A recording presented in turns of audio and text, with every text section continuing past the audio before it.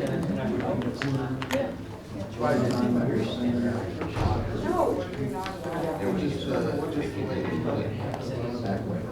Oh, we gotta get more. Those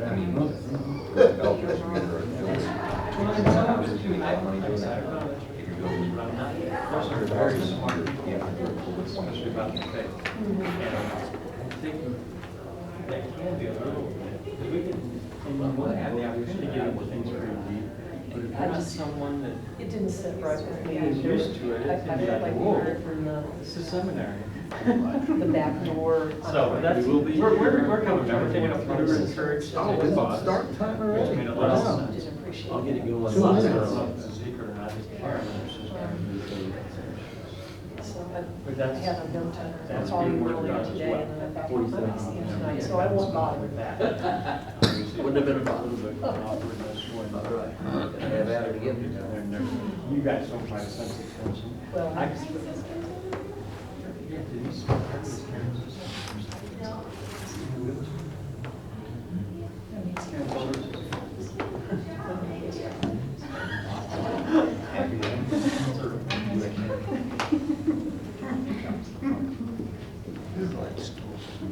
Administrating, you're doing it. I heard it's fun. Wow. Very nice. Wow. There's too many layers. Wow. Lauren, you met a snowball. And Have you ever been in there? That's right. I haven't either. You're gonna do it scoot foot? I don't know how you can help me with, but I'll go to Savers and get a pair. Still go, I mean, it's still. Oh, I wanna dress the thing. Yeah, let's do it. When's a good time to go? All I know is. Hey, they Joe. do Joe, they what's a do good time to lessons go on to their snowball? Wednesday or Thursday nights. Did you see the PBS documentary on that? No, not yet. It's really good. I just love it, and it went all the way back to the original music. They posted there, it's called Missouri Valley Boys. Yeah. Up there, so there's. I just need to plug the bike picture. He's just got one to get out. I guess. Really?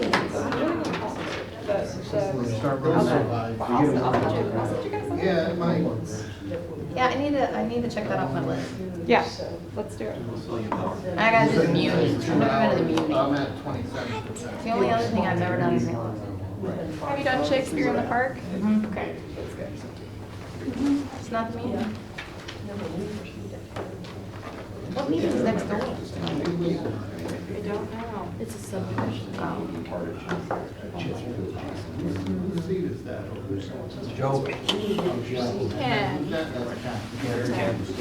You guys gotta look at your own names to remember who you are. It's for the camera. It's for the, it's for both. We're gonna have to get a double-sided name plate. Joe, I think you're funnier when you got time. Huh? I think you're funnier when you got time. Oh. You know what I mean? All right. Say Larry. Well, Ken's not here, but we're gonna get started. He's late. He's late. What is that new rule that said? I think he's got 15 minutes, right? Yeah. I think that should be a ritual. Yeah. That's a ritual. You're late, your name tag gets taken, you gotta ask for it back. Too bad we don't have an empty water bottle, just so. Yeah, there you go. I love crowd. We gotta keep Should we it take the fun. chairs away too? Right. Lock the door. Absolutely. All right. Make sure he sees it, like, Well, I can manage this one. I think, when was it the last time? Hard to do it if somebody was talking.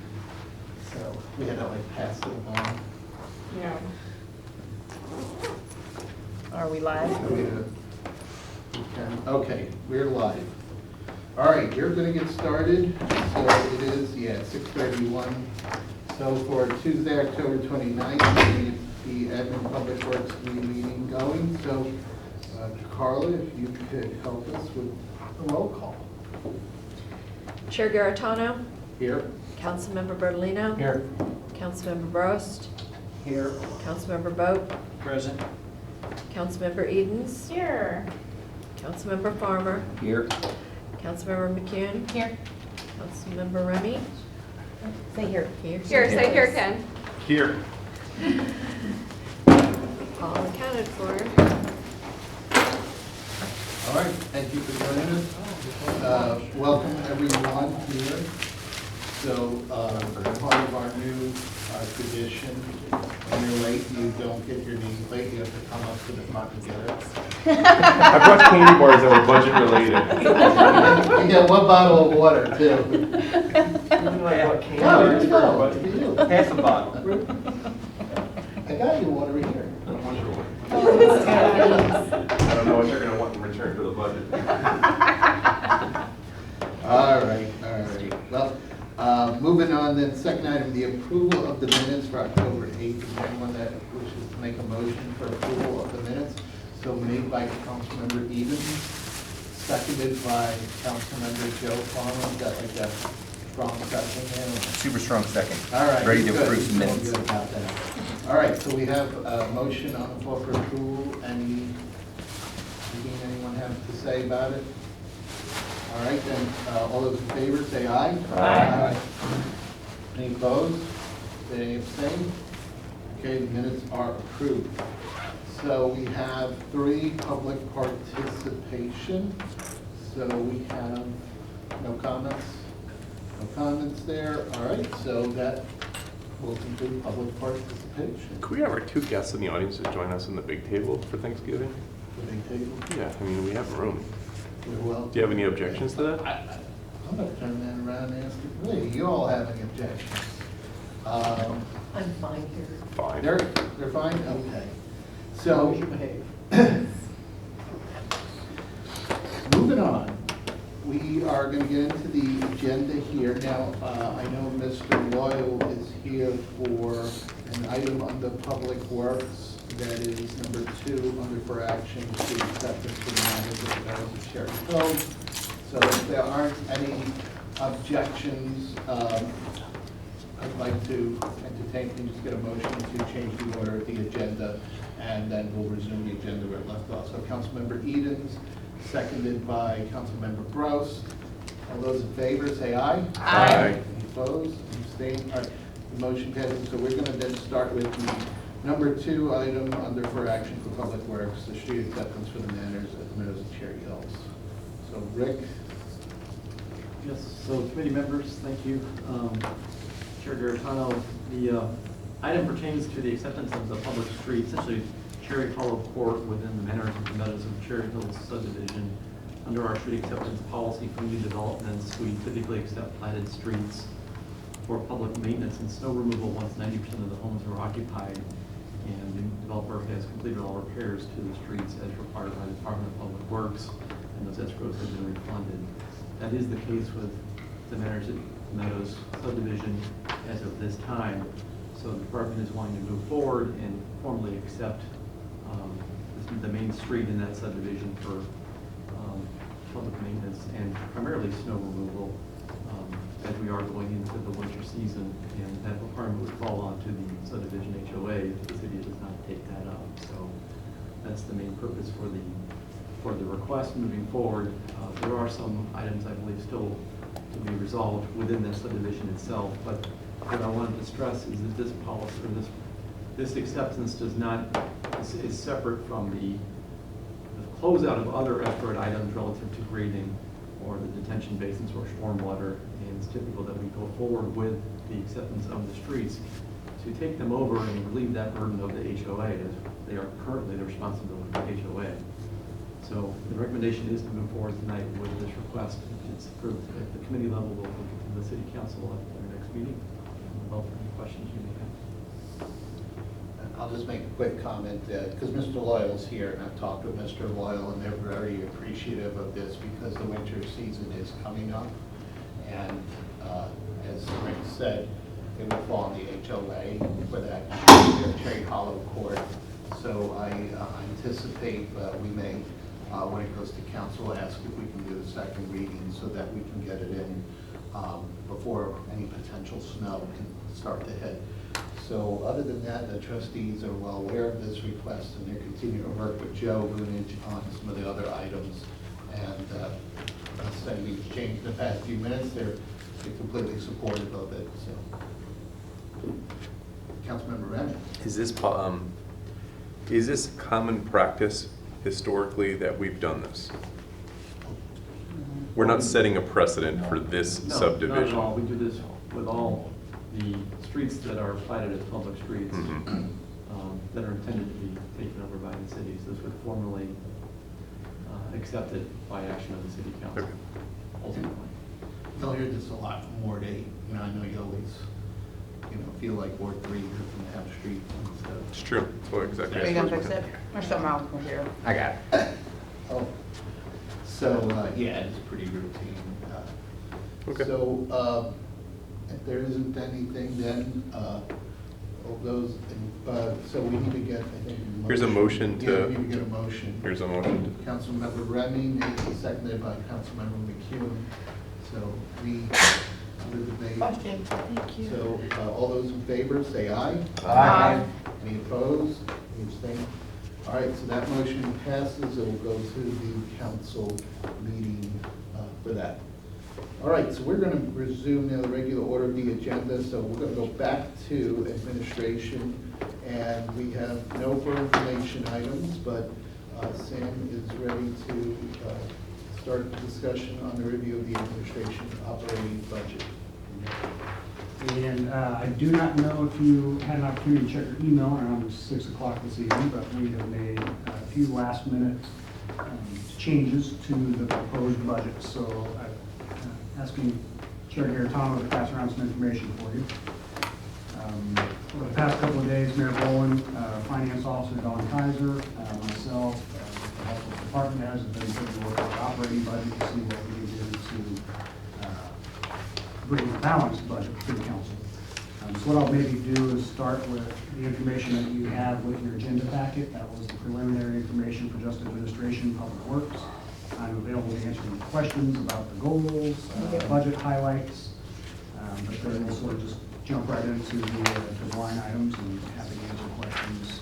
I'll point out a few highlights that I wanted to mention as part of the discussion, and then turn it over to you all. So I know I had a comment before we got started from one of the council members. Maybe it would help to walk us through the highlights. That may answer already some questions that we may have. Yep. And certainly, I think anything that, is a highlight is probably something that maybe has a significant change to it. Sure.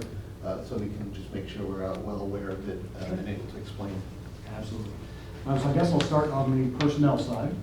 2020 will be the first full year that we will be fully staffed in the administration department. So any subsequent increases that you see from the previous year are mainly due to that. So for example, in the personnel expenditures, regular salaries, you see a 15% increase from the previous fiscal year. That's mainly because we'll have a city administrator for the full calendar year of 2020. So we're moving forward with that. There was moving down a little bit to employee health benefits. We projected a 10% increase in health insurance costs. We just got some information from United Healthcare earlier this week. I haven't had a lot of time to dive into those results yet, but the preliminary increase came in around 3.5%. But that also results the provider is recommending a slight change in our benefit package.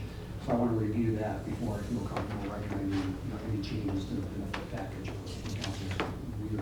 But we'll come in a little bit under budget, maybe save about $4,000 citywide with regard to the water increases. Yes, ma'am. Just real quick on the personnel, so that was my question to the chair, is that the economic development, every time that's divided out, is that just for Julian?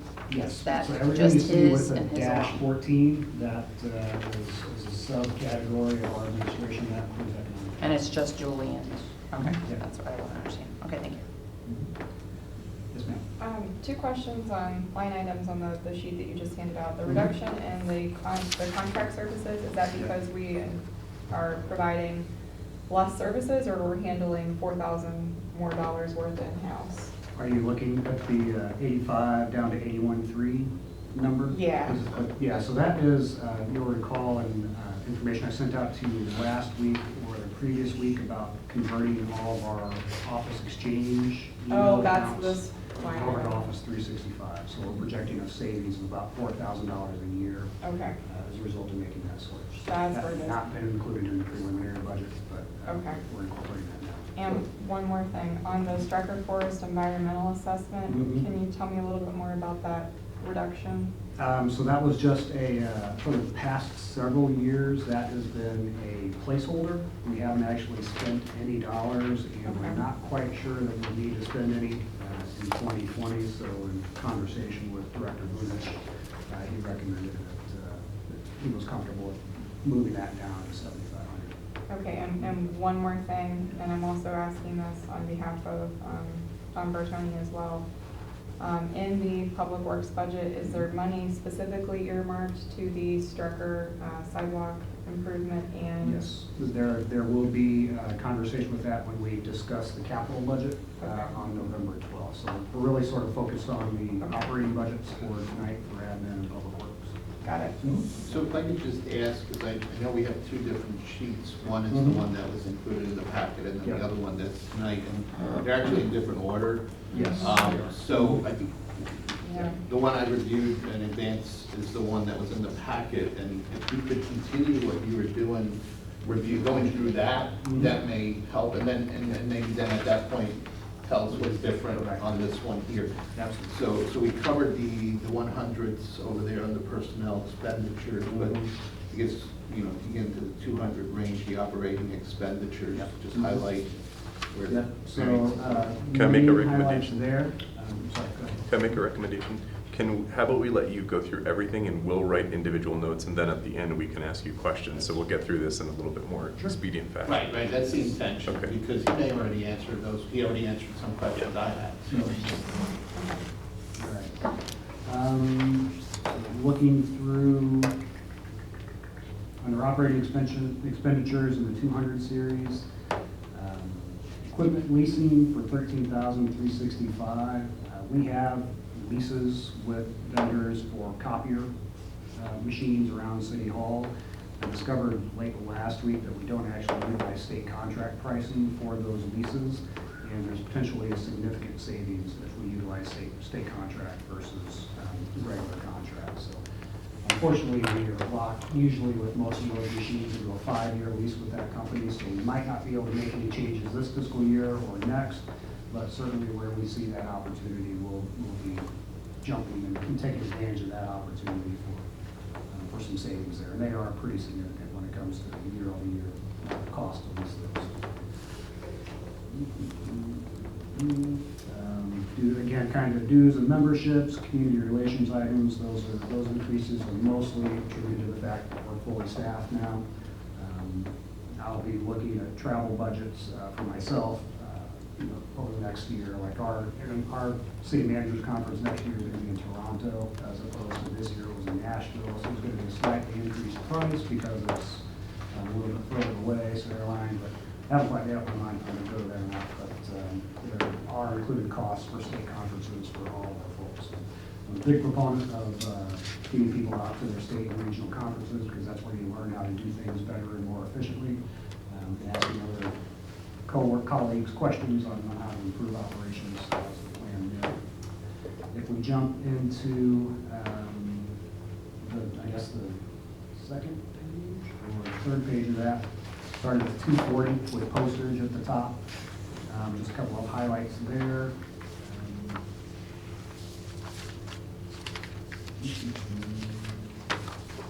There was an increase, maybe that's under capital. I'll hold off on that. Under contractual expenditures, we originally preliminary estimated $240,000. In conversations with our city attorney, we have actually reduced that amount to $200,000, simply because, a couple of years ago, what we tried to do is look at past 2 years of history to be able to predict what it might be this year. And when Attorney Young first came in, he was involved in some pretty big projects, especially the recodification process. That took up a lot of his time. So not knowing that, the preliminary budget number of $240,000 was a little bit inflated.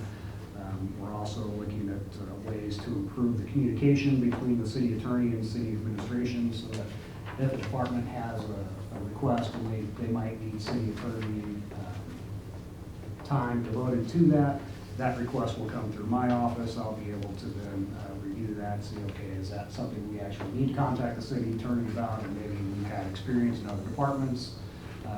It also involves a lot of prep time on the city attorney's part to prepare paperwork. So if we have to have him prepare an ordinance, for example, it saves him time if we can deliver the package to him of, here's the contract, here are the terms, get that all into him ahead of time so that he's not having to do research on his time.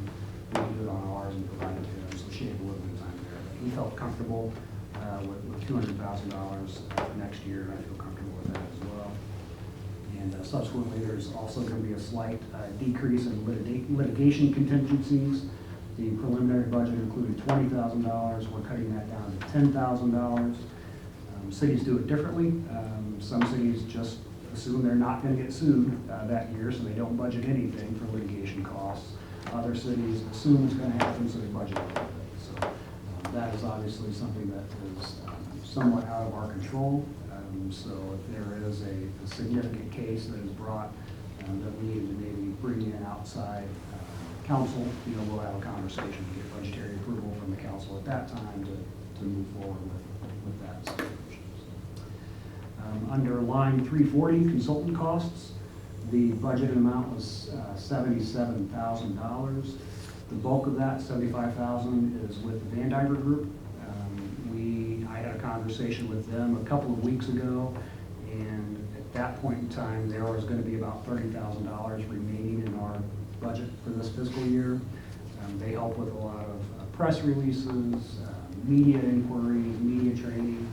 I feel pretty comfortable being able to handle a lot of that. So in conversations with the mayor, we felt that we don't need to have that contract in place next year, but we did want to keep a few dollars in the budget just in case we needed to reach out to somebody on a special project type basis. So we did reduce that a little bit. So yeah, so we kept $15,000 in the budget for that for next year. And finally, under line item 345, the city newsletter, the proposed budget was $45,550. That again was using the Van Diver Group to help us write some of those articles, which we feel comfortable next year we'll be able to bring that work in-house. So we reduced that by about $5,500 down to $20,000. And contractual services, again, to your question earlier, Councilmember Edens, reduction from $85,380 down to $81,380 is savings in our monthly license fee to move everybody over to Office 365. And that includes new email exchanges for council members as well as P&Z members. You won't see a change other than the way you access your email via a couple of different links and some apps on your tablets or on your phones. But it's all Microsoft Office compliant. You gain a lot of storage, so just the benefits of moving to that are, number one, financial, but number two, will operationally, they're pretty good. So. Let's see. And so kind of jumping back to economic development items, community relations, we're moving that from $15,000 down to $10,000. And consultant cost, we're moving from $10,000 to $5,000. In case the Economic Development Committee or Council wants us to do another study, that $5,000 should cover, kind of a basic consultant study for some work there. So we originally thought maybe there would be 2 requests, but we bumped it down to 1, and if a year happens and we want to get another one, we can certainly go back to the council and ask for approval to increase the budget at that point. And then finally, last item on the capital expenditures. 440 computer system, the increase from $5,000 to $20,000 this year is primarily due to the need to purchase a new server, and we're estimating about $10,000 to $12,000 for that. Plus, we just have a couple of computers that need to be. It's time to replace those as well. You have to answer any questions regarding the administration budget. All right, well, thank you, Sam, for walking us through all these, a good portion of the budget here, especially those with significant changes. So you covered where there were also updates made since the printed form was attached to the packet here. And now is a good time just to see if you have any questions on anything that either you may have covered or did not cover. So I've got Councilmember McCune, Remy, and I thought there's a third. All right, Edens. So Councilmember McCune, you can go first. So under operating expenditures, I guess the line item 220, maintenance for building, do we have a budget for the bathroom still to get fixed here? We do not. So we have authorized some work from the engineering consultant to take a deeper look at our plans, maybe do some sampling, and Rick can help answer the questions in terms of the work that we predict they'll need to do. But the end result of that $4,000 expenditure is hopefully for them to come back with a report to say, okay, we've identified potential causes of the water intrusion in the building. I had reached out to our insurance company a few weeks ago and mentioned that there was some mold in the restroom and the men's room upstairs on the west side of the building. And he came out, reviewed it, sent us a check basically for $4,300 to make the repairs. And I basically told him I don't want to make any repairs until we know where the water is coming in from. So we're going to hold off on that. We're going to hopefully get the results of the work being done by the consultant. And then I'll be able to estimate a budgetary impact to be able to fix that. So, for example, the ladies' restroom downstairs here, That's fine. there is still water coming in into that room. Not as much as it had been, but I don't want to reframe that, put new drywall up, and not fix the underlying issues. So I wanted to keep that open until such time we've identified a problem, and then we'll be able to fix that. In talking with our insurance carrier, groundwater intrusion is covered under our insurance policies, so we have a $1,000 deductible. So my hope is once we find out what the issue is, we can use insurance costs. We have to pay those out of pocket, but then they would be able to reimburse us for some Yeah, of this those. has been going on for 2 years, so it's It has just been, crazy. yeah, but, I mean, Yeah. from what I've gathered and what I've looked at in the files, this building has had issues almost since the day it opened. Yeah. So it's just Sure. manifesting themselves first in the women's restroom, and then there's some areas on the police department side as well. Okay. I just want to make sure that that's still on the forefront. And then if you want to flip the page to line 244 for public notices. We talked about, I don't know if we passed an ordinance to expand the notice or pull it in. Remember that was a big question about postcards? Other planning, Department of Planning, like notices, like. The notices that were sent out, is that what that line item's for, public notices? I have to Didn't dive we in. change that with an ordinance that we wanted more or less? There was a change to it, and I think it was up to 3,000 feet. If that's the one you're talking about. I just want to make sure we captured that. That Yeah, was but I one think thing this that's- number is so small that that would be under probably planning, the mailing costs. Let me pull that information up. I can tell you specifically what our notices are about. Which number is the one you're talking about? Which? Line 244 for public notices. Public notices?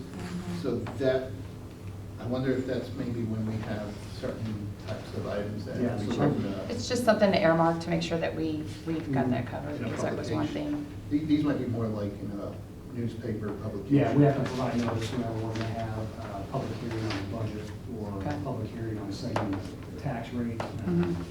In some cities, not a lot of them. But any public hearing notices that would come out of the administration budget, any advertisements for open Mhm. positions. So those Okay. are- Yeah, I just want to make sure that whatever that ended up doing, that you guys see that in the posting, it, you know, Yeah. the postage and the card. So I'm finished. Thank you. So, next on the list, Councilmember Remy. Well, since I was already going to bring up the women's bathroom, but that was taken away from me, I'll go to the other 4 items I was going to talk about. Sorry we took that away from you. Actually, before we begin, should we make a motion to put this into the agenda for the meeting, the updated version, so that it's on the agenda for the website so folks can see this? Yeah, I mean, we can certainly put that up there. Finance Officer Kaiser and I were working on these until, so all of these will be updated to the Dropbox folder tomorrow. Okay. But yeah, we can include the changes for admin. So 4 items I have, so obviously one on the 12th, we'll talk about things like if there's been money allocated for the erosion committee consulting or rural internet, those sorts of things.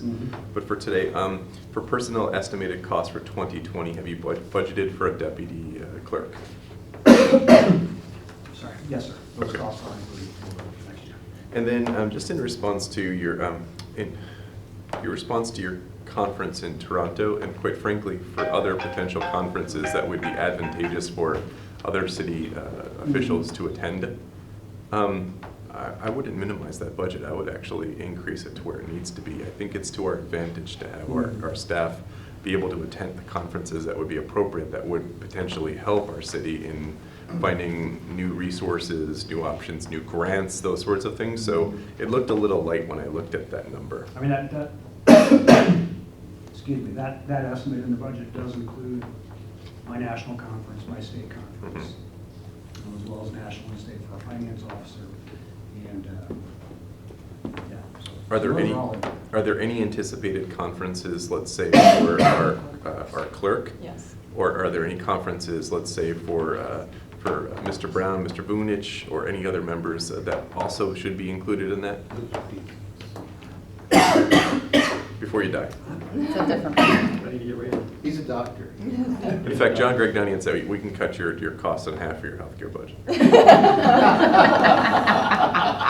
I will let him know. That's a good one. That's a But the managed, consulting budget went Goes right up way the up. line. it's a managed plan there. You can No, only sorry. see Drs. Remy's and Gragnani on Mondays. Those Sorry. costs are included in the department operating budget. They are already. Okay, good. You know, actually, when you look at planning's budget, you'll see an increase. Because again, I encourage Joe to make sure his folks are going out to the conference they should be. Great.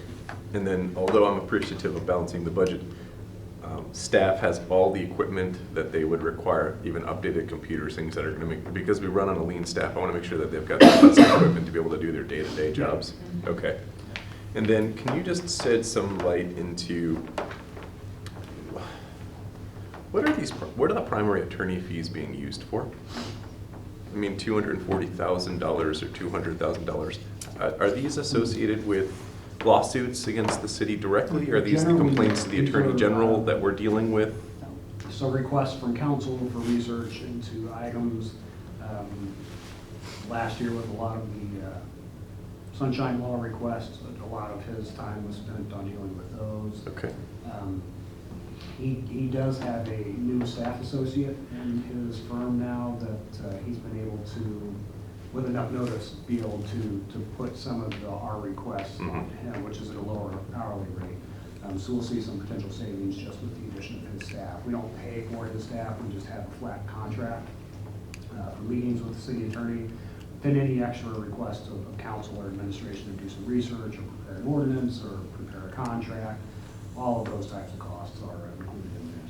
So the communication between folks electronically is also part of that. Can we request from him to do us an itemized, what I'm interested in is I'd like to see in the preceding year how much money was spent by our attorney on sunshine requests. I'd like to know by individual council member requests versus things that are brought to the attention for all of city council or committee that were advised. I'd like to see if there's a breakdown in what these cost, because that seems like a large bit of money. And not that it's not worth it, but I'd really like to know if we're spending money on things perhaps that the public should be aware that we're spending money on things that perhaps may not be as advantageous to our budgetary discretion. I can certainly talk to John about that. And I think those three areas, sunshine requests, individual council member making requests for research, and then subsequently all council member requests. Yeah, typically, and to answer your second question, typically our city attorney, unless it's a quick phone call and a council member has a question that he can answer, he'll go ahead and answer that. But if he thinks it's going to cost more than an hour of his time, he reaches out to me and makes sure that it's okay. Okay. And then any, obviously, directive from the council as a whole, he'll do that work on. So, but again, sunshine, individual council, questions, and then what was the third item? Just you know, at a meeting or a meeting like such as this where he's got to go back because we decided upon something.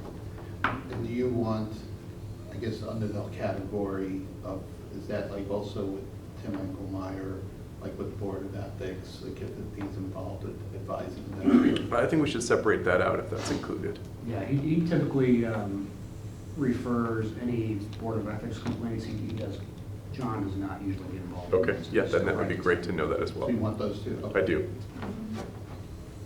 I think the public should know this information. Can I ask something in regard to that? Well, let's put you on the list and we'll come around, unless it's a quick one. I think it's- I'm okay with it. I think it's pretty quick. Okay, go ahead. Just because Then I'll- Oh, yeah. I'm still learning and I'm a little bit new.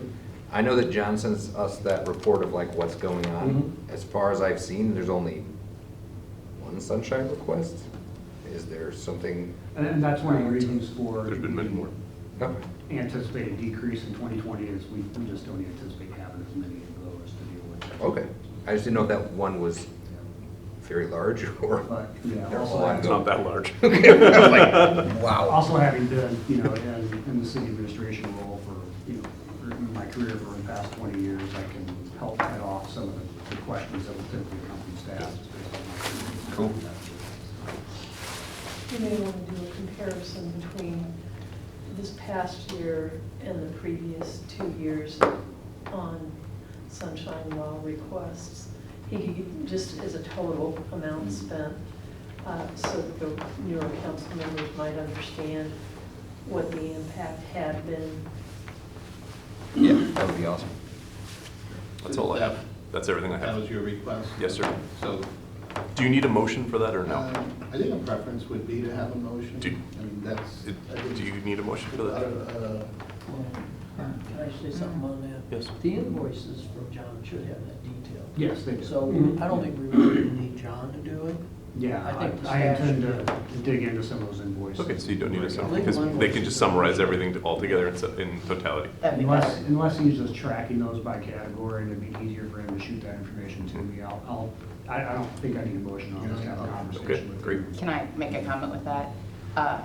If you want to start tracking that stuff, now's the time to ask him to subdivide out those, and then he can categorize the budgets to each one of those in the law firm. But it does take some time to get that initiated, so if you guys want to see breakdowns of those costs, I would go ahead and encourage you to ask that firm to do so. So if there's other categories, I would definitely call it out. Since we're on this topic, do you mind if we have dialogue for 2 seconds?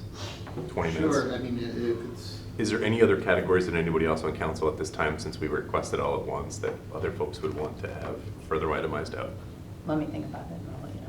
Yeah, I mean, I'm sure it'd already be implied if it wasn't a sunshine request, that, direction of the council versus direction of the committee. Sure. Would already be. The only thing that I would say is the negotiation is printing and phone calls and things like that. Usually that's overhead that we shouldn't be paying because we've selected their firm, so that's something that's negotiable Mhm. that I think that he should look at, see if we're being charged for those. That seems like a great fourth item. Usually you can save a lot of money with printing, if he's printing at his office, Great idea. so. That's I'm finished. That's $100 grand. right, I- so you're gonna look at getting a breakdown of his charges according to where they land. Yep. Okay. All right, so I have Yes. Councilmember Eden, Yes, you're up. well, actually, we both sort of answered the first question I had, and I just wanted to make sure that I understood our city administrator when he said that you would be authorizing some of the billable hours for John, but I just wanted to make sure that there wasn't a secondary step when committee authorizes it first, Right, yeah, Correct, so I so- was talking primarily of the staff request. Got it. Actually, what I'm really concerned about is 350 hyphen 42, the culvert cleaning. And the reason why I realize that we have had some freak storm events this year. And statistically, it would hopefully be a better, it's under stormwater. Is that under the public works That's under one? I public might be, works. I might jump ahead on that. Oh, I'm sorry. We're not there. I can hold my Yeah, hold that horses. thought there. By the way, just one thing maybe as a point of reference, when we looked at the salaries for certain roles here in the city, so this probably would have been prior to April of 2019. So it's probably something for the committee members that weren't here at the time. We did look at various roles that are appointed, like the judge, special prosecutor, city attorney, and I believe, and I don't have the information in front of me, but all of those roles, with the exception of the city attorney and the special prosecutor, received some kind of increase. And so therefore, the city attorney has not had any increase in what we pay the city attorney since he was hired, which was probably some 2016. So the committee at that time, based on the outcome of the votes, did not move forward with that. And the special prosecutor, I believe, has been with the city for about 10 years and did not get any increase as well. So just a point of reference, because some folks may not have been here, and I know you were asking questions about the costs. All right, so I have, Councilmember Eames, do you have anything else? Not on this section, on So the, we're gonna yeah. just let us know when we get to Public Works, or Rick may already answer your question when we get to it. All right, Councilmember Berlino. Yes, Sam, a couple things, referencing the sheet that was passed out. The original that you sent out on the operating budget, the estimate for 19 was 1.6 million, right? Under which? Admin, right? The original that you sent out for this meeting on Yes, this was gotcha. 1.6. And the 2020 budget at that time was 1.748, right? And you're saying that you've now reduced that by 131.5, right? Yep. Okay. So it's the 1.748 minus The 131.550, right? Okay.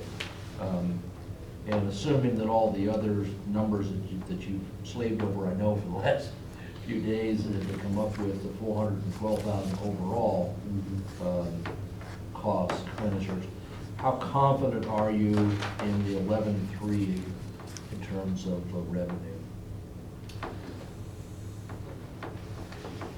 Again, cities take different approaches to revenue estimations. Some budget conservatively, a percent and a half increase in revenues. Some usually budget flat. So what we try to do is look back over the previous 5 to 10 years to see what that trend line looks like. And that trend line has looked relatively flat over the last couple of years. So we aren't anticipating much of an increase in revenues. We send out the monthly revenue statement to council members, and I think as of the end of September, we were about $10,000 below what we estimated for 2019. So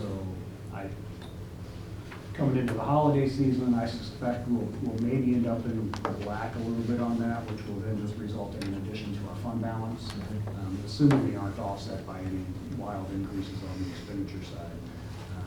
So yeah, we tend to budget revenues pretty conservatively just because we don't want to overestimate. Yeah, appreciate that very much. And I know it was tough to go back and hit these numbers again, I know, to come up with a balance, but I think that the citizens deserve to know that we're going to have a balanced budget. It's so easy to say, well, look at the reserve fund and say, so what's 100,000 here or there, that's the old boiled frog thing, After a while, you're at the point where you're in so deep that you can't get out. So I appreciate all your efforts to get this to be, hopefully we can follow through and make sure this is balanced. And I have no specific questions about any line items because I really think you and Rick and Joe and the others know these things inside and out and have a better perspective than we do. So thanks for your effort. Councilmember Jodwell, did you have a question? Okay. Councilman Farmer? Okay. All right, then I will just maybe cover a couple of items that maybe I may have missed or not, but looking at the document that was handed out, could you just explain, there's item 102, elected appointed officials. I know that there's a different budget for them, but I wasn't sure why this one, and then it represented an increase of 100%. Yep, so those costs are for the city marshal and the city treasurer, and I believe an increase for the treasurer was approved by council recently, so that's mainly the increase, plus a $600 increase for the cost of the marshal. That is right, yeah, I think the treasurer went up to 5. Both of those roles were roles that sat stagnant for almost a decade without any kind of increase. So we have $5,000 for the city treasurer and $1,800 for the city marshal. Okay, and if I can, is a follow-up to. Yes, Yes. yeah, have we ever thought about just doing this increase to CPI on a regular basis rather than? Can you answer that question? I don't know. You know, I think that some folks take that into consideration when it comes up. We have to do the increase based on when their appointment is up again, so that way it takes effect. Now, I don't know that that's for all the roles, but I believe the judge is like one of those roles there. So we have to wait. You have to wait in some till the term, cases. yeah. But I think that certainly that's something to look at so that we don't run into an issue where we have these folks that are working for our city making important decisions and are being paid less than their peers in other neighborly cities, and been like that for years and years. So I think we need to find a way to make sure we stay on top of it going forward, because our residents would expect that we treat our folks fairly. So over time, I did notice a slight increase of about 16%. Is that just anticipation of some additional time, or? Yes, typically we have $2,500 budgeted in overtime for this year. Historically, or last year, we're running around $2,100. But in some instances, when we have a night meeting, and perhaps we have one of our part-time employees who is hourly that needs to take minutes for those, that cost is included. Or occasionally, if they're working on a project, we need to stay late. So overall, it's a pretty small percentage of the admin budget, but we do keep an eye on overtime for all of our employees and make sure that we're minimizing that to the best extent that we can. So I think then just final comment that I wanted to say was that as far as revenue, I seem to hear that also elsewhere outside of the city in conversations when I attend meetings with other officials, that it seems like revenue is being projected to be flat. And so I think to answer the question, how do we come up with it, I think it's the best, projection based on what we know, based on trending and where we see our tax revenues. And revenues with taxes is something I've heard since the middle of this year from folks in other cities where they are not increasing as high as they were in the past. Some of it's due to more people doing shopping online, less taxes with utilities, more people moving to streaming versus paying for cable bills, which are things that right now I believe there's, that's a gap there. The streaming is not collected. And so, cutting the phone wire, phone cord at home, moving more to cellular and things like that. So it's affecting, how cities collect money. So it's something that unfortunately, we have to project a flat revenue for the coming years. So thanks for covering this part, Sam. You got a question? I just, follow up from the discussion. Did you need to go first, though? I thought you needed. No, you're fine. So just two things that came up while you were talking, Chair, is the 2020 census report. Will we increase in council if that projects higher for next year, or when does that For happen? the charter, when we hit 40,000, that's when we add another ward and 2 council members. So right now, we're at 35,000 as of the 2010 census. We won't know the actual census estimate probably until 2021. Okay. If memory serves me right. So, yeah, we just won't know. We projected growth, but whether we grow by 4,500 citizens in the last decade, I think is a little bit hard to guess. That was just one of the questions. And then the follow-up, I guess I'm a little, being new, And the economic development, not to pick on Julie in particular, but I guess that's a pretty hefty price tag. Mhm. If you add all of the benefits and travel and time and salary, and, I mean, that's a pretty large number for one person. Yes, we have. I guess I just asked, what are we really getting in return for that type of money for his qualifications? Is it needed if we're not driving revenue or flat? What is it really bringing at that price tag to Wildwood? That's my question. I might be able to ask Councilmember Dodwell to answer some questions regarding outcomes, just because I've only been here a couple of months, but including salary as well as operational expenses, it's about $175,000, which is a little over 1.3% of our total operating budget. So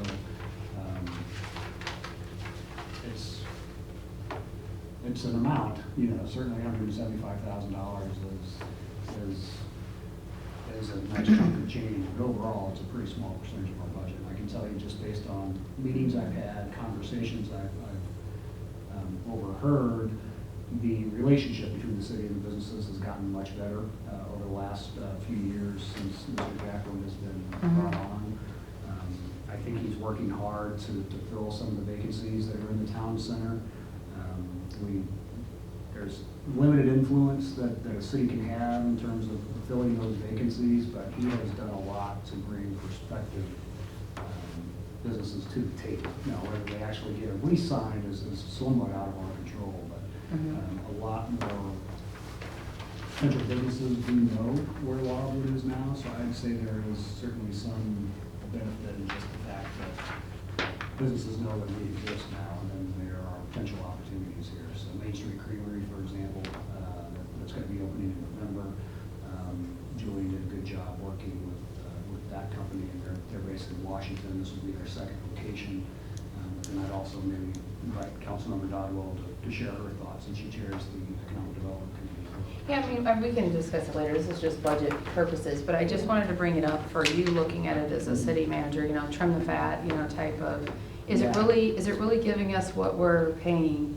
Because if we did separate the line item for some reason, to really put a spotlight on him as an individual line item. So I guess I just call the question of, and that's why I don't know. So like I said, I'm not trying to pick on him in particular or what he does, but just looking at that overall number based on the other.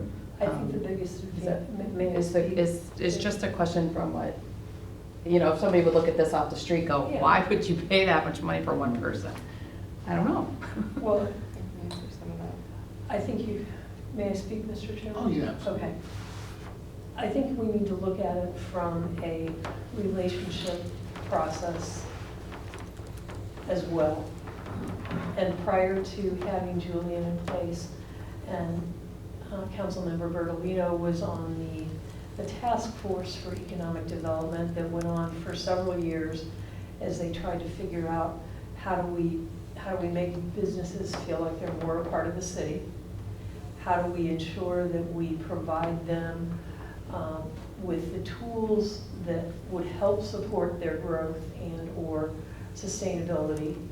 And then how do we help promote their existence in the community as well? So as we moved forward out of that task force looking at that, they made a recommendation. We had several studies done external to the city that indicated benefits to having a city economic development manager be able to look at how do we make it profitable for the businesses and also beneficial for the city and our citizens to bring in types of businesses that they want to see, that they want to deal with, and that they want to have for services, etc.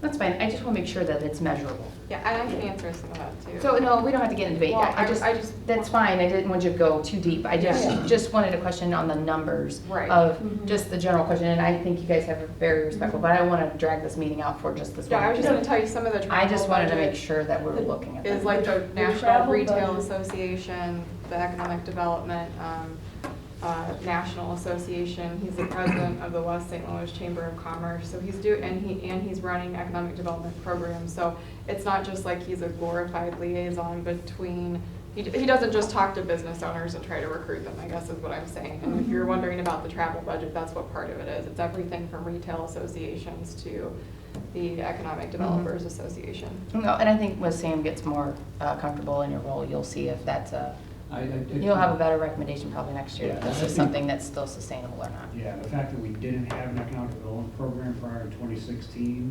the first 4 years really need to be spent on relationship building. And then you sort of kick into the high gear with regard to, okay, now go out, either help the businesses that you have already grow and expand, because that's where you're going to see your biggest return on your economic development dollar. And then secondarily, use that success to go out and recruit new businesses. Okay. Yeah, I just wanted to know why we highlight that. But I think you guys did a great job, so thank you. Primarily because we have a limited source of income for the city. And so by having a sales tax increase within our city limits, that increases our tax base as well. And so ways that we can increase that particular revenue stream is helpful. Okay, I have, let's see, Councilmember Edens.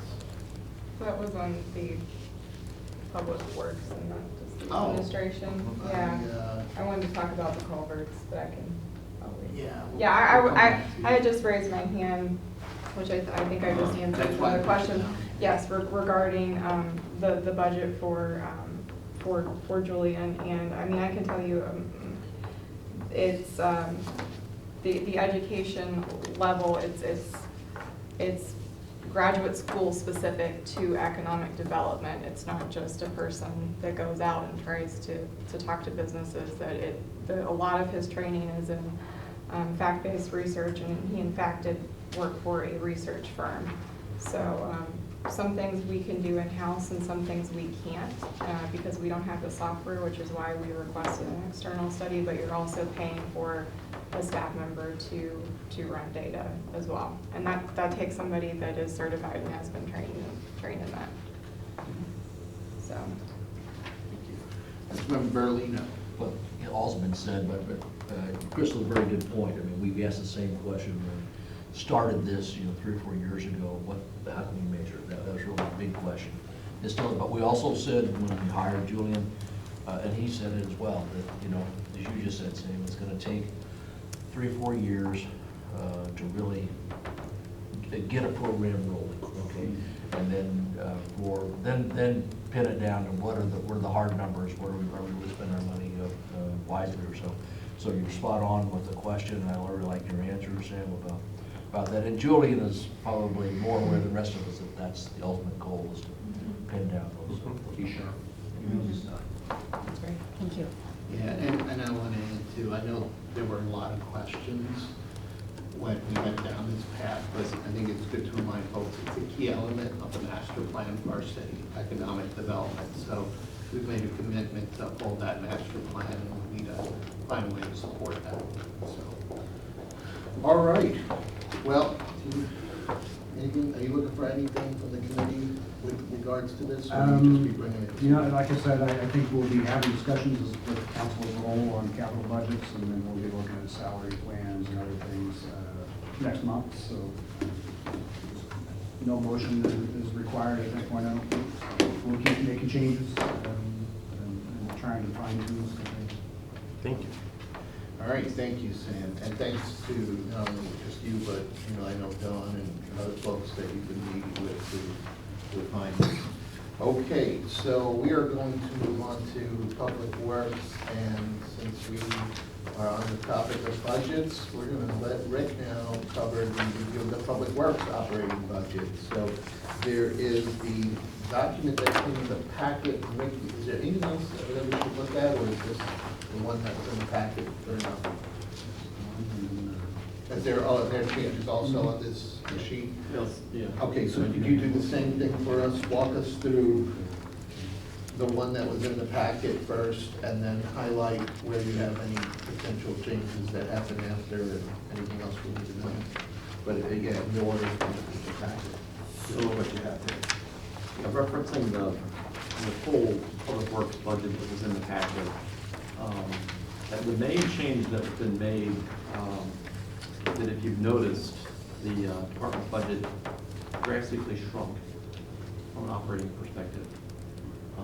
But it has been moved to road and bridge. In 2018, Sam's predecessor took the road and bridge fund, I'm doing a poor job, jump right in, and essentially merged it into the general fund. And so some of that road and bridge fund was used for public works, for capital projects, capital investments in public works. So we've essentially reversed that change from 2018 for the 2020 budget.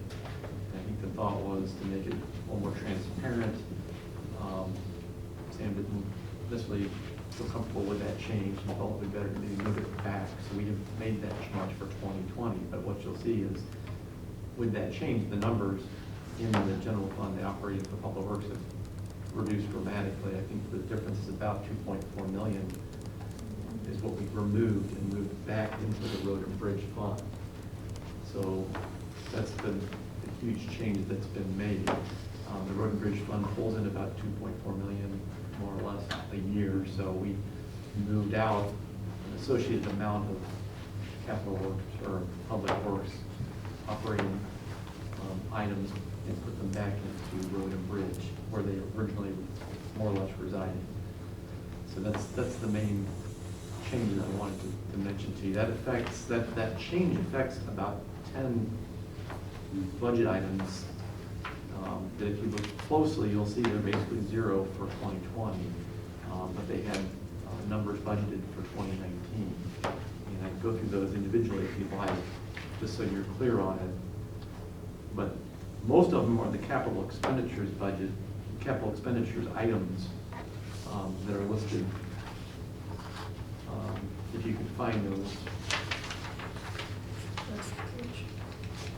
They're way back in the document. 40s. Right at the end. Yeah, the Last 40s. page. Yeah, towards the end, last page, yeah, on the last page. So those items moved back into road and bridge, other engineering services, asphalt pavement resurfacing, that's our resurfacing project work that we do every year. Concrete pavement replacement, that's our street slabs project that we do annually. Storm drain and structure replacement and sidewalk and trail maintenance. So all those items moved back over to road and bridge. And then in addition, pulled over, basically the street maintenance items, which include traffic control signs, bridge maintenance.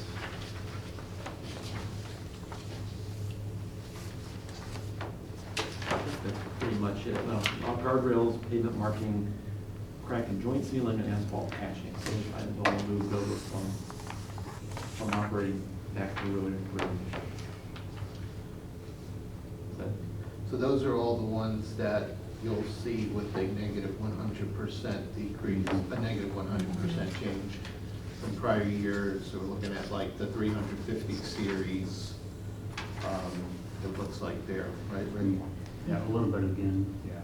Yeah, under street maintenance, there's 4 items under street maintenance. Again, asphalt patching, crack and joint sealing, pavement marking, and guardrails. Then on the next page under traffic control, it was traffic control signs, followed by bridge maintenance, and then all the capital expenditures that are listed on that last page that are all moved over. So yeah, you're correct. It says the reduction is 100%. That's what's occurred. Beyond that, we have gone through and made an effort to try to sharpen our pencils and really look at some of the history on some of these items. In some cases, we did diminish the budget, not budgeted for several of our items Councilmember Edens mentioned culvert cleaning. For instance, in that situation, we looked at 2017, that's close to what we had budgeted previously to that year. For that item, we neglected it in 2018. So we budgeted a little more in 2019 to try and make up for it, more or less.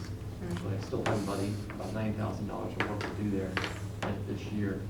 So we will be doing that over the next few months, trying to catch up on the culvert cleaning. But the amount that was budgeted reflects more the trend prior to, or from 2017 prior.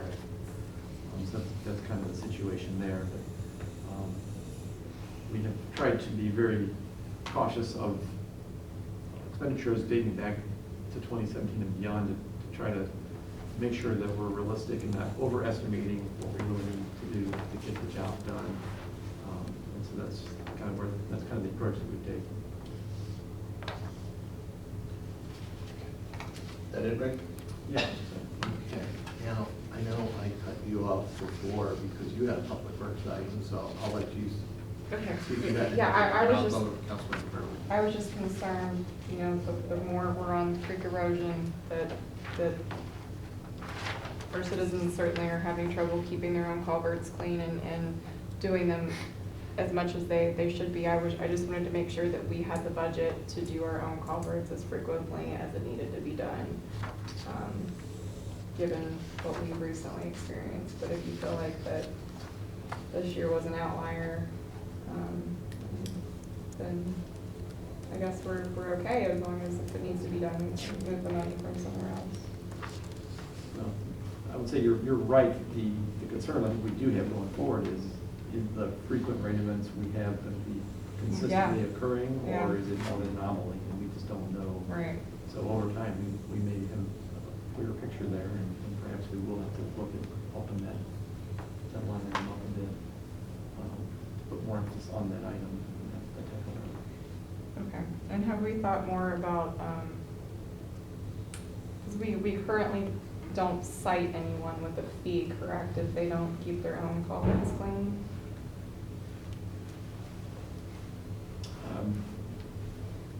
Yeah, don't know that comes up too much, at least in my experience. We don't get too many complaints about actual private driveways not being maintained or culverts being cleaned. If they come up, we'll address them on a case-by-case basis. I'm not familiar with the situation to actually find anybody. Okay, to that I point. was just wondering. Thank you. What's up? All right, I've got Councilman Berlino and Farmer.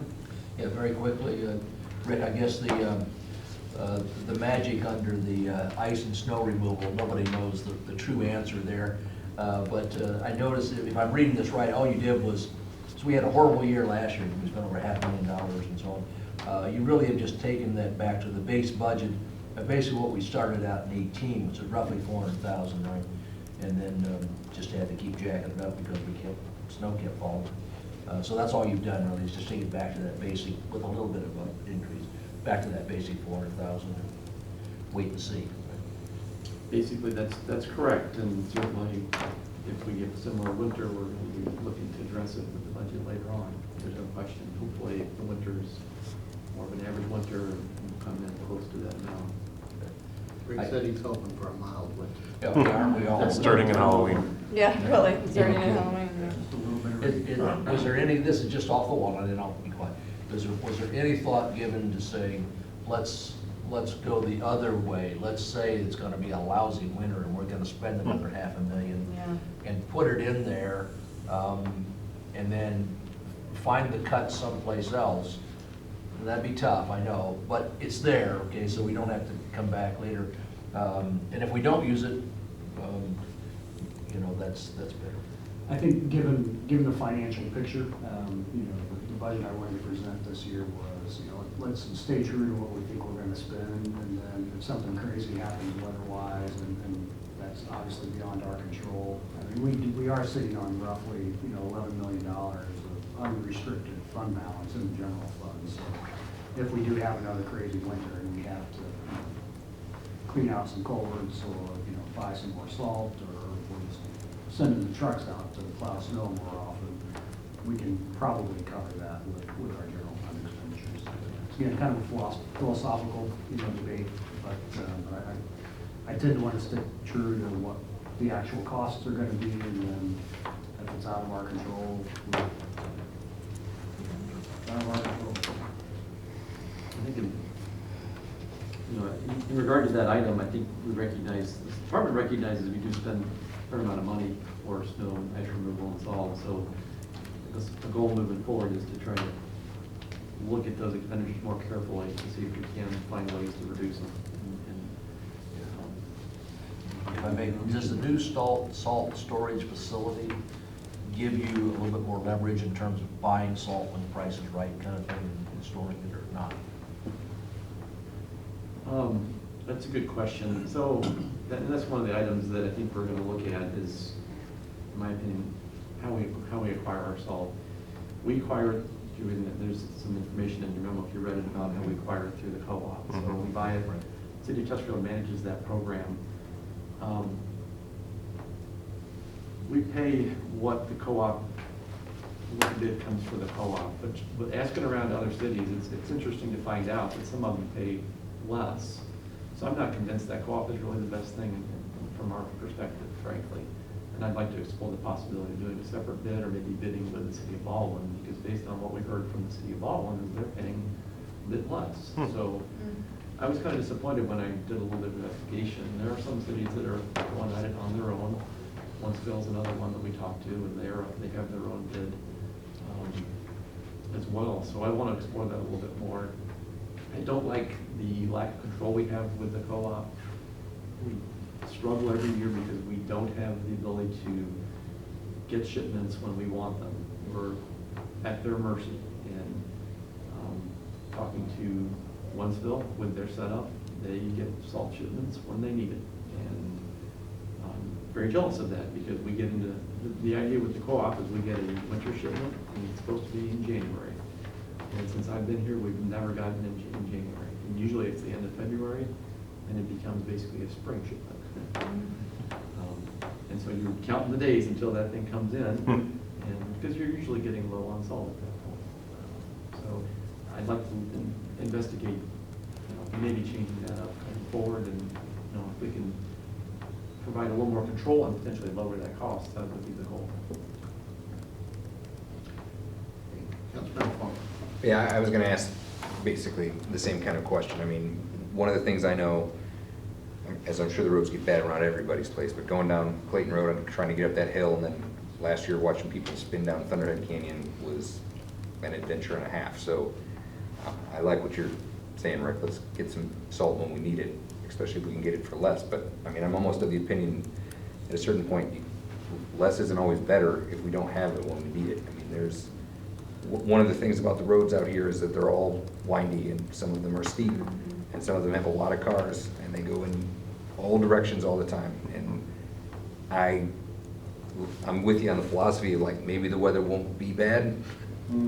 I kind of think this is what the weather's going to be for a pretty considerable period of time. So, the culverts and having the salt that we need and the equipment that we need to get the people where they are. I mean, I respect all the work you guys do in the wintertime, and I cannot imagine that it's super fun. But I mean, I do know, even one of the reasons that I even thought about trying to sign up for this thing was I was like, man, Clayton Road, Thunderhead Canyon, somebody's gonna wind up in a house. That almost happened last year. They couldn't even get fire trucks up that road. It's dangerous, and there's a lot of people packed in tight, and at least, where Katie and I are at. And then for those people that are out further on their own, it's hard for people to get to them. I mean, things go south in a hurry these days. And I'd really like for us to be prepared, even if it pushes the budget in different directions that not everybody's maybe comfortable with. Okay, Councilman Burley. Yeah, Joe, I just know, and this is both for Bill Sam and you, we didn't have anything contingency in here on our emerald ash borer problem. That's in the capital. It's in the capital? Okay. All right. Any questions? So, Rick, are you gonna look into that different program? Is that where we're at on that? Yeah, for 2020, I guess I would like to look into more detail, possibly in bidding our salt, either independently or in addition to the co-op. Baldwin has their foot in the co-op, so they get a shipment through the co-op, but they do it on their own as well. So I might explore either doing it with Ballin if they're interested. That might be one logical thing. I've not talked to Ellisville yet. Maybe there's a chance that the three of us can do it together. And I've heard salt sometimes acts like more of a commodity with respect to the price going up and down. Do you find that? I would say that's probably true.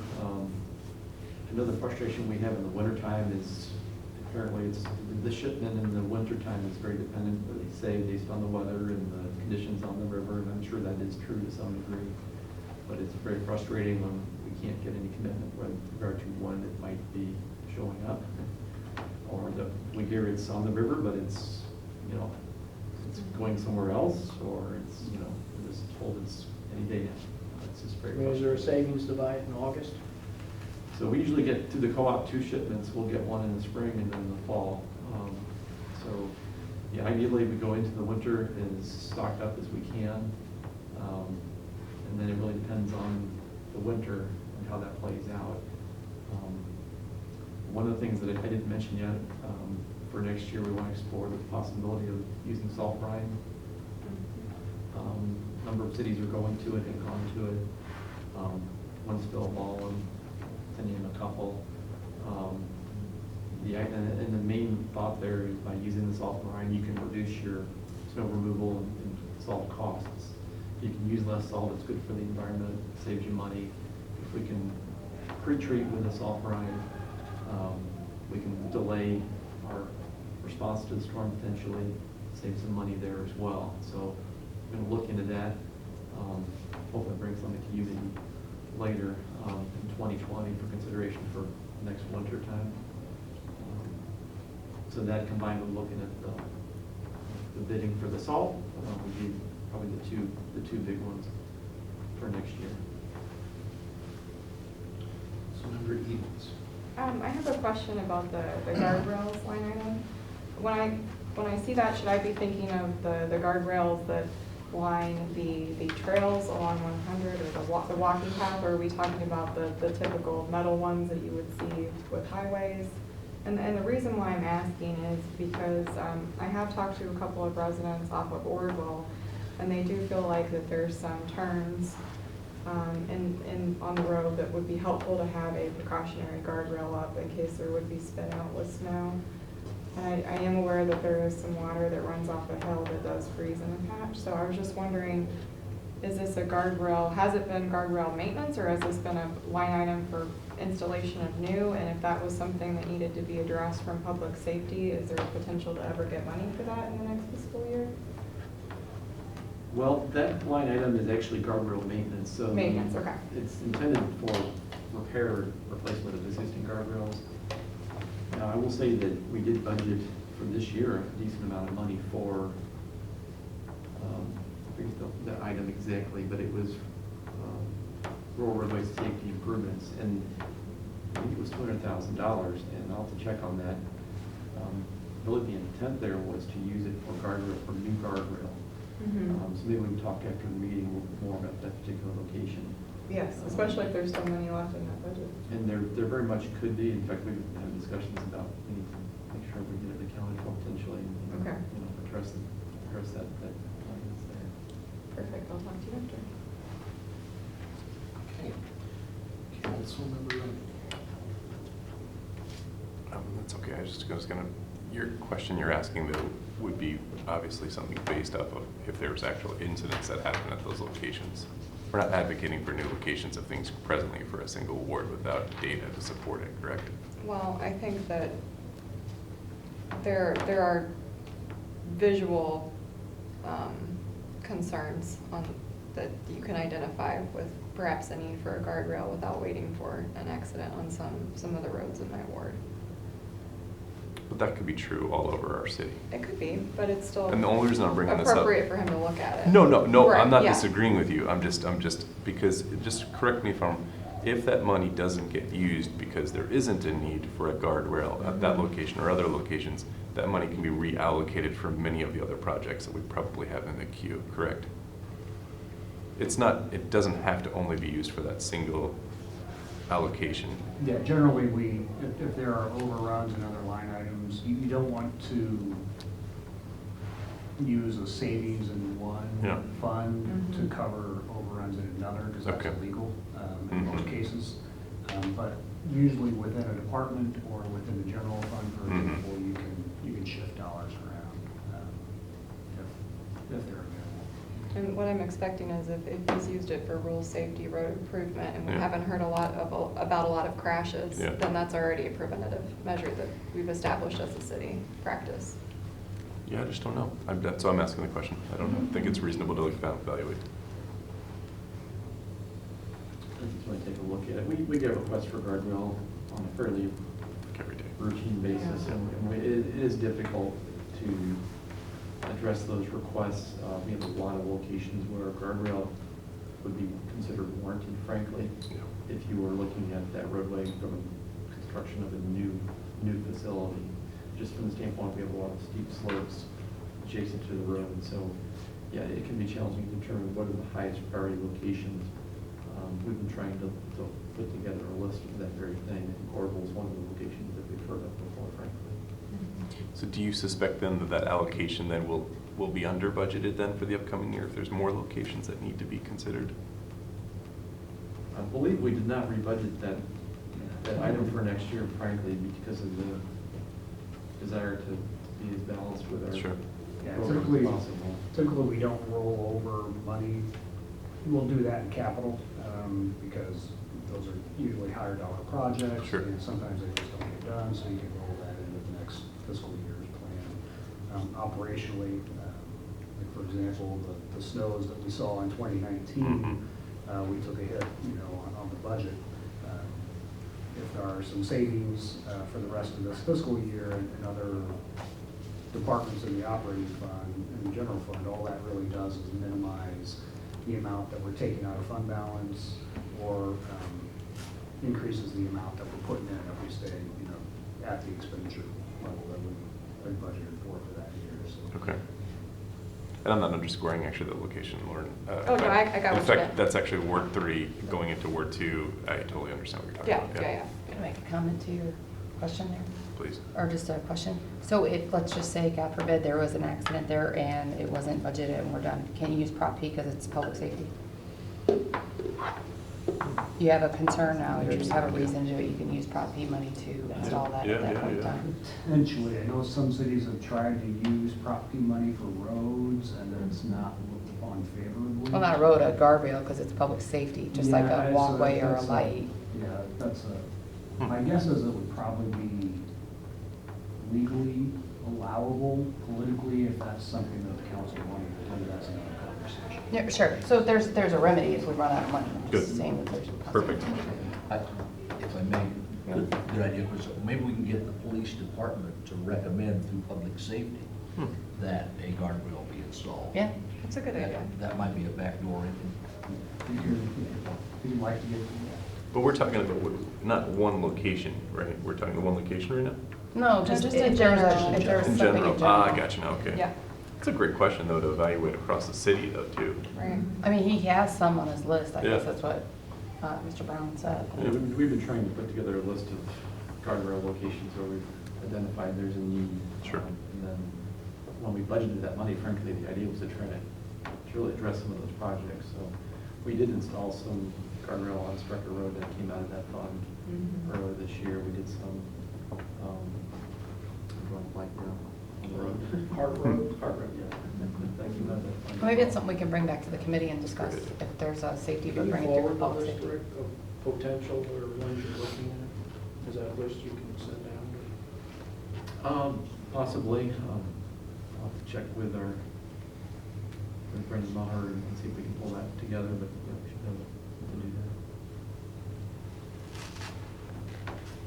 And the city administrator mentioned that there was some press coverage when cities were looking to use the police and public safety tax for potholes and other types of, like, there was even, I think, mention of snow removal, local tax reduction. Right. So it became a hot issue, and I think even in Chesterfield, they had discussion that, they thought, well, potholes could be construed as something that's public safety.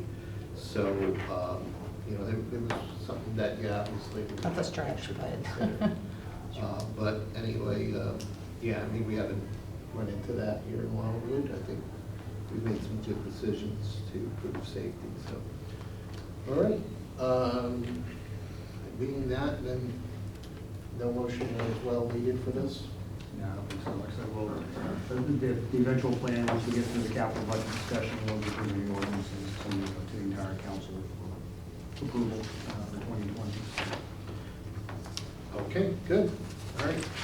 So, we're gonna. Joe, can I ask something real quick, super fast? Yes. Rick, when you say with the salt thing, not to beat a dead horse, but when you say we gear up for, like, we get as much as we can, is that a budgetary thing or a space thing? Mainly it's base thing. Okay. So we built a salt building That we're built, couple years ago. it's horrible. And we can Well, store, there is. limited amount in that facility, about 2,500 tons. And then we actually do store off-site, some contractors do actually, we put Yeah. salt piles on their property as well, and then we sometimes transfer from the salt building over to them during the winter time. So it's quicker for them to access. It's Cool. more of a question of space, right? What a nice segue into your next item, Well, we All are right. the acceptances if we continue on items on the agenda, so then we're gonna move on to for action number 3, the street acceptances for Canterbury subdivision, similar to the other one, and in both of these subdivisions were completed now probably since about 2017. Same concerns about trying to get this done for the winter. So Rick, do you want to add anything to that? Yeah, I don't know, Chair Tom, there's too much more to say. This is exactly the same as managed the Meadows, and then last month we did Wildwood Trail. So the subdivisions were all occupied 100%, and the developer has completed the repairs as requested by the department and refunded the escrows relative to the street items. So they're eligible to be taken over by the city, and we're going to need to get the transfer done before the winter time. So there's no question that we'll be following the snow on those streets instead of the HOA. But I would open any questions if you have any. Councilmember Reddy? Can I make a motion to accept the Director Brown's recommendation for this as you proposed here? Yes. A motion made by Councilmember Remy, seconded by Councilmember McKeon. All those in favor, say aye. Aye. Any opposed? Any abstain? All right, the motion passes. Thank you. Thank you. Moving on then, number 4, the 2020 Public Roads Rights-of-Way and Park Maintenance bids. Council members, every year it's been our practice every year to publicly bid for contractors that desire to do work for us, maintaining our public roads, right-of-way, and parks for the city of Wildwood. So that's what we're presenting to you tonight, is the result of that public bid for that work. So as you likely know, we do hire a number of contractors that help us out through the course of the year, maintaining our facilities. And this year we had a total of 16 contractors that submitted bids. And this is typical. The vast majority, if not most of them, are repeat contractors. We don't get a large amount of new contractors. Typically, there's 1 or 2 that present a bid as a new contractor. This year, we did have a new bid from, I forget the name. Meyer? Meyer, yes, Meyer, and I understand that they are, at least their owner is based in Wildwood perhaps, so, and they also bid on the turn lane on Route 109 at West Hampton Woods Drive as well, so they're doing that work for us, getting ready to start that project. So Meyer was a new bidder. So essentially, we're recommending accepting the bids of the 16 contractors for work in 2020. And again, the information we provided to you is the bids received, and then Exhibit B essentially is how we further divide the work out amongst those 16 contractors relative to the budget items that the expenditures come out of. So that's Exhibit B. We set that all out at the beginning of the year. year and issue purchase orders to those contractors for those varying contract amounts. So individually, they'll all get an agreement with contract amount that's essentially listed on Exhibit B, and then we manage their work essentially throughout the course of the year to that amount. Generally, it works out pretty well. So again, it's all the same contractors from years past, with the exception of Meyer. I think for the most part, their bids are all similar to previous years. And if there's any specific questions, I'd be glad to do my best to address it. Otherwise, we are asking for approval of the recommendation to accept these bids. I move we accept the contract bid. Okay, Councilmember Rubio making the motion, and I saw Councilmember McCune's hand. Is that a second? Yes. Okay, so we have that. Any questions? Nope. All right, all those, and everybody understand the motion? Carla, you got us there? I do. All right, all those in favor, say aye. Aye. Any opposed? Any abstain? All right, motion passes. All right, last item on the agenda for action tonight. Number 5, the proposed purchase of additional salt for the icing and snow removal operation. Thank you, Chair Garitano. Council members, this is, we talked a little bit about snow removal earlier, obviously, and this is along those lines. We would like to potentially purchase some new salt on our own. Again, as we talked, we typically purchase our salt annually through a cooperative arrangement with the city of Chesterfield. And I think I counted up to 50 other St. Louis area municipalities, and 7 school districts are part of that bid. This new product, we've become aware of it primarily through MoDOT. MoDOT has started using this product in the St. Louis area, I think exclusively, and they've been using it for a few years, so they seem to be finding it to be a very good product. It's a special treated salt. It's green in color, so you can see it on the road after it's applied, and they call it an enhanced de-icer, and that it is modified chemically. It's rock salt that's been modified chemically to change its properties so that it's less corrosive, and that it works at a much lower temperature. So we've been operating for many, many years in the city of Wildwood without an option for essentially low temperature treatment. We use rock salt, and rock salt below 15 degrees starts losing its effect. And when you get down in the single digits, it becomes very ineffective. And we've managed so far without really having a low temperature option. Most cities would probably have the means to put down calcium chloride. That's the main chemical that they do apply, which does work generally down to around 0 degrees Fahrenheit. But this salt, as advertised, provides that performance, that low temperature performance. So it gives us, in my mind, that's probably the main benefit, is it allows us that ability to treat in the very low temperature storms that we might have. Now, obviously not super frequent, but we do get them on occasion. When they occur, it's important we have that ability. So from my perspective, from the department's perspective, that would be one of the main benefits of purchasing the salt, is that it provides us that capability to address a storm in the single digits. Again, the other benefit is, they say, is that it's more effective in its use. You can use less of the product. And one of the things they say is because it's treated, essentially, when you place it, because of the treatment, one of the things they say is it doesn't bounce out of the lane. When you drop rock salt in the spreader, it typically bounces around, and depending on the pavement, it may bounce off the road on the sidewalk, not where you want it to be for treatment purposes. So this stays, sounds kind of funny, but they say it stays in place once you place it, so there's less waste. That's one of the reasons they say it's more effective. But it's supposed to be more effective in such as saving money from that perspective. It's also advertised as being essentially non-corrosive or anti-corrosive, which from the long-term standpoint with salt spreaders and other equipment, trucks and that kind of thing, is certainly a positive, and that's certainly a positive for the environment as well. So we'd like to try it out and see if it works as advertised. So this would be essentially a one-time purchase for this winter. Give us the option of trying it out, seeing if it does help us. I think there's no doubt it will provide us an option for that low temperature storm.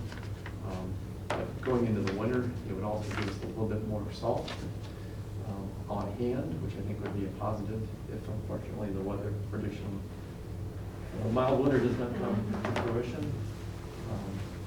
So that's the other benefit I see if we do this. It is more expensive than we pay through the co-op. But when you look at the benefits, I kind of feel like it's probably worth it, frankly, if the benefits they advertise are accurate, at least for a trial basis. So that's what we're asking for, is potentially move forward with a purchase this winter. The cost that they are quoting is $93 a ton. And I think what I told you in the memo, the price that we pay for the co-op, and this is a delivered price, is $80.50 a ton. So that's the difference. This is the 93 versus the $80.50. We are asking for authorization to purchase up to 1,000 tons. I don't know that we would actually purchase that much. If we could get 500 tons initially, I think that would be my goal, frankly. But I was asking for the authority to go up to 1,000 tons, especially if we have a bad winter. But I think initially we try to maybe go for 500 tons, get it delivered, and then try it out and see how we like it. So that's the recommendation. If there's any questions, I'll do my best to answer them. Okay, I've got a couple of names here, so let's start with Councilman Reed. I'll make the motion. Proceed as requested. So we're gonna, a motion being made, is there a second? Councilmember Farmer is the second, so we will have time for questions or comments. So I have Councilmember Remy, Gross, and McCune. So let's Just clarification on the motion, please. That's what I want. Sure, clarification on the motion to proceed as the recommendation. Up to 1,000 tons. Okay. I just want to see if that was captured. Okay, so is that what the department's recommendation is, right, Rick? Yes. Okay, so we have the motion on the floor, but I think there might be some comments or questions. So, Councilmember Remy. Yes, sir. Gross, and Kuhn. So just looking here at the data sheets for the Cardinal product, if we have a mild winter, we have storage facilities for this, because it says it can last up to a couple of years in storage. So we can use it potentially for next winter. Is that different than the current products we're using? Well, we've been just using traditional rock salt. Sure. So yeah, it's quite a bit different. It's treated. Mhm. But to answer your questions, about home over street superintendent tells me that you can store it in our salt building. He believes you can make room for it in the salt building. And that's what we would do, is store it undercover in the salt building. So if we don't end up using it, Mhm. we would just carry it over for next year. Great. Councilmember Gross? Rick, is there a plan to monitor the performance of this versus regular salt then? Like, are you gonna do certain streets with it, certain areas? Like, how are you gonna evaluate it? That's a good question. Ward 3 only, Ward 8 doesn't get it. Yeah, I'll volunteer. I'll do that. We don't get anything. You beat me to it, but I was gonna say, you did get the new bridge, so I would think at least the bridges. You can try it in front of my house. Get Frisbee dog dispensing So, it. I mean, I think it'd be good to have somehow an area where you try it. Rick already knows I drive behind They them want and track the snow clean. I don't know if I have a good answer for you, but I think we could certainly work on that and try to come up with a plan that would give us the best we can, maybe a side-by-side comparison. I don't know if that's doing one lane in it, and northbound lane gets treated, the southbound lane does not. No, I think Perhaps we it can should do that. just keep it simple, but Yeah. like, say if it's a subdivision or even a particular ward, I mean, you gotta try it somewhere, but I think you wanna be able to look and see if there's a We can difference. specify or award certain areas for streets that we use it on and not tell you about it.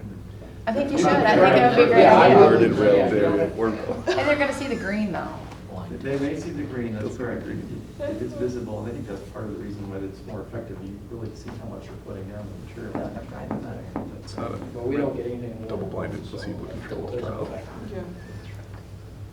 Okay. Do a lottery, house Councilmember King? I was just gonna volunteer Thunderhead Canyon for Mr. Farmer over here. They'll take it. If it's cold, it'll be on the top of the list, yes. Councilmember Arlino? Yeah, very quick, Rick, is this going to be a 2019 expenditure, or is it going to be part of your 2020? My goal would be to have the 2020 expenditure, but I don't for a fact know when I'm going to get it. We've told them that we're interested. We said we've got to go through city council first before we can lock in the order. So by the time we do that, I suppose if I get 2 readings, it might help. Then we can let them know we've got the authority to purchase it. It comes right away, which usually the way these things work, you're on the list and they get to you when they get to you. So my expectation is that it could well be end of December before we get it, and it would be 2020 expenditure. That's my expectation, frankly, that it would be 2020. Well, and then I'll just chime in there, and I was serious about, like, I think where we've had some new infrastructure, like bridges, because it's not corrosive, it will extend the longevity of some of these structures. And then one of the things that I went out to look for is to see if there were any environmental impacts or anything, because it's something new. And I couldn't find anything, not even a news story or anything like that, so I thought that was a plus, moving to something like this. So I think when you use it, it might be something even to put out a social media post to say, the Wildwood roads are paved in green, or something like that, maybe for St. Patrick's Day if we get a late storm. But, I think it's a good way to show residents that we're adopting new techniques and trying to keep our roads safer for them. And so, yeah, good stuff there. So we have a motion then on the floor. And everybody clear on the motion? So all those in favor say aye. Aye. Any opposed? Any abstain? All right, so the green salt passes. I think the Joe around town should be there when it gets delivered and you're like on camera, like watching it and give us the big rundown of Please it. don't give him more opportunities I think it'd be to great. around town. Make it rain. Make it rain when you're there. I think you should have Noto Pizza drop it behind the truck as as you're serving the pizzas. All right, good. All right. Can't wait to see it. So, that's all we've got for administration action items. I'll comment after the meeting. Okay, anything on the miscellaneous? So we're not going to have a November meeting, Joe, is that correct? That is correct, yeah, the next meeting is December 3rd. And are we going to come up with the same schedule the first Tuesday of every month starting in the new year? So they will, I'm not saying they, the city administrator and the team, they're working on the calendar. Okay. And that will come to the council, so you will get a chance to review the calendar, and I think the council then will vote to approve the calendar for 2020. So unless something has changed, traditionally, I think we're going to follow the same thing, first Tuesday of the month, with the exception of, October, November. Yeah. Do you know when that'll be? I'm only asking, and this is personal because my schedule for the next 6, 7, 8 months is already being made correct for all my evenings. I have to work overnights, so. Yeah, we have, we had a conversation at the department head meeting this morning where we made a few last changes in terms of spreading out some times on some nights when we had meetings booked, where maybe one council member was a representative on both of those meetings, or both of those committees. So just got those revisions this afternoon. Our plan is to put that on the agenda for the 2nd November meeting for discussion. But, I think that's last year, that's when we had that conversation in a work session. So, And then traditionally too, there is usually a motion made to cancel the last meeting in December. Sure. Because I think that's published on the calendar, but there's a motion to usually cancel that. It usually falls right on before the holiday. There's one listed on the 23rd and the 26th. Oh. I thought, so. City council meetings or? Well, I think one is a committee and one is council. That was my question, is if For we this calendar postpone At least when I checked before, I'll double We've check. always voted the first meeting in December and canceled it. And if you, can I just You have said the first date? just one more First meeting in question? December, we've always said, Okay. let's cancel the last one. But one more question, I don't want to delay, but maybe this will take like 4 or 5 minutes. But since we're entering into the new year, I'd be curious, we've started a dialogue, I think, about we have too many committee meetings. Before we're making this calendar, is it worthwhile for us to have a conversation? Because our staff is spread quite thin, and quite frankly, we're going to sometimes meetings twice, at the same time. Times this week. Yeah. Yeah. Is it worth us having this dialogue about how to triage all of these committee meetings in a feasible manner that'll let us move productively forward? Because my fear is that because we're going to so many meetings and staff is, it may in fact be counterproductive for productivity. Because frankly, we're just attending meeting after meeting after meeting and we're not actually Doing anything. Yes. I did check, there is a council meeting listed on the 23rd and economic development on the 26th. So as I'm trying to make holiday travel plans and we're new, will the 26th get postponed likely? Likely, but I think that'd be a conversation for the economic For the- development committee to okay. have. So I think at this point, they need to kind of drive their own boat. Okay, I wasn't sure Okay, if we so could block off Go back to my last one. for all committees as a administrative action in this There's committee. 2 pages of material.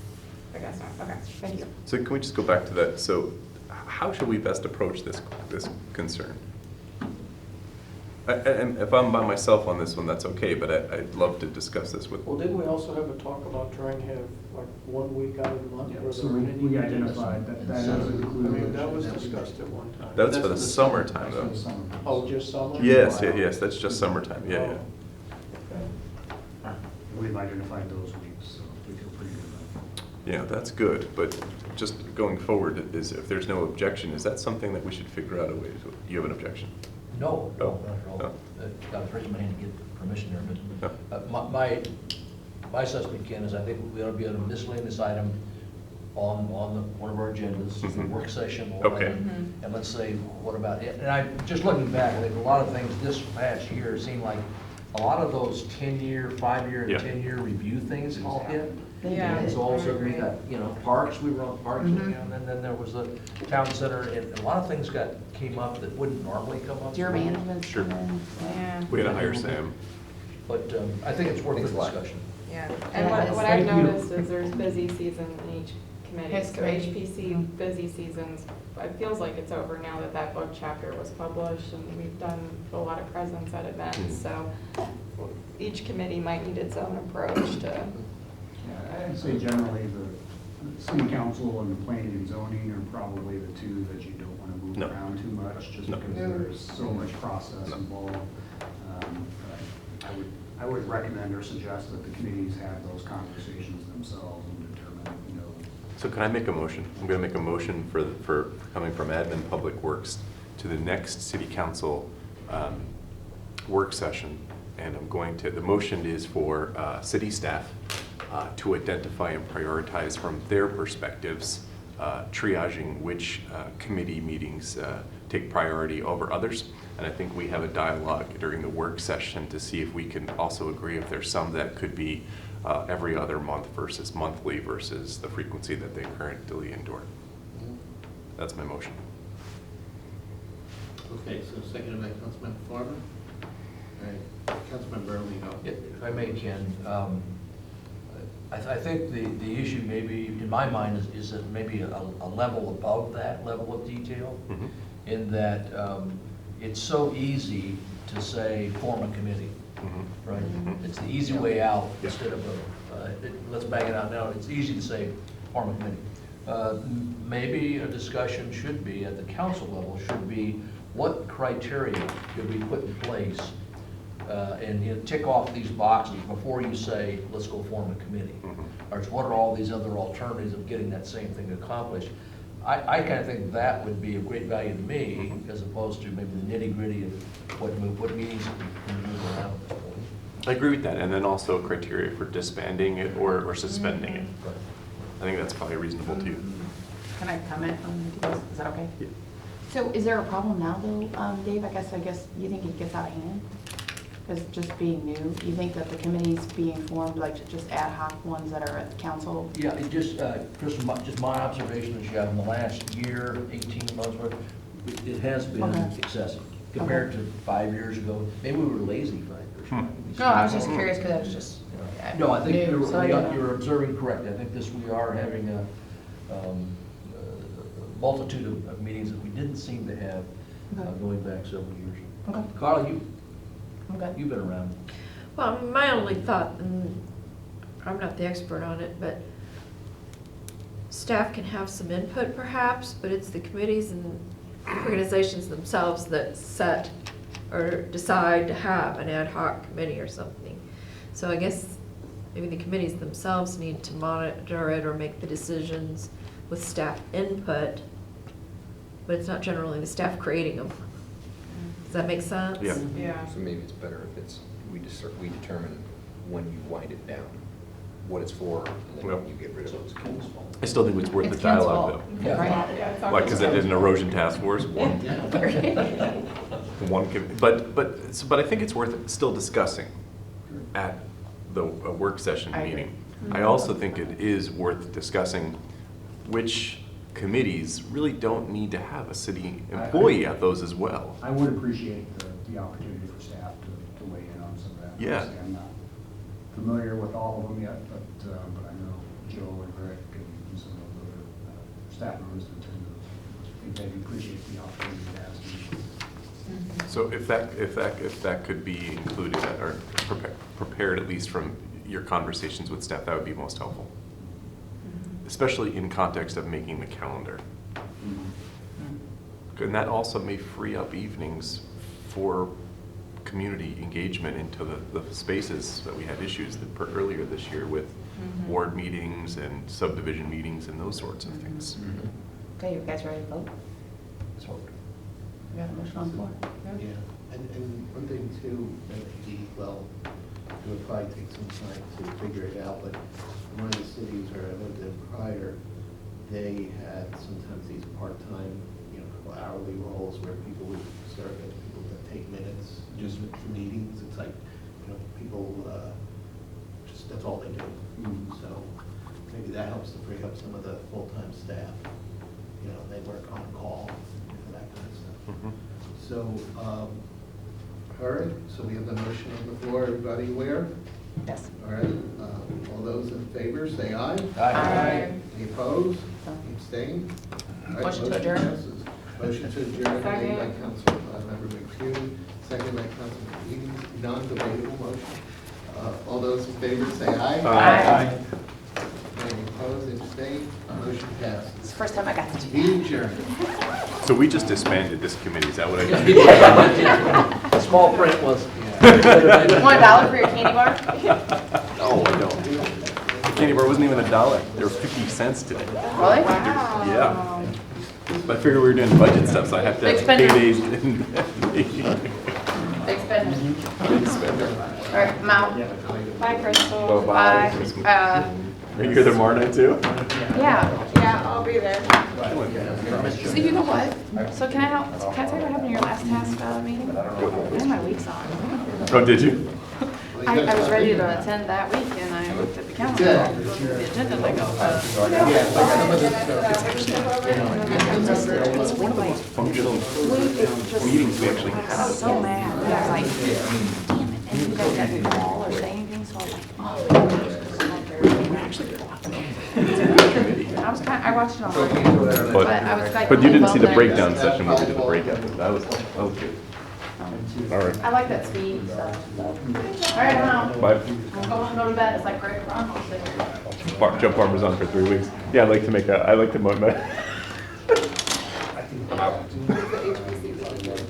Yep, no more of that.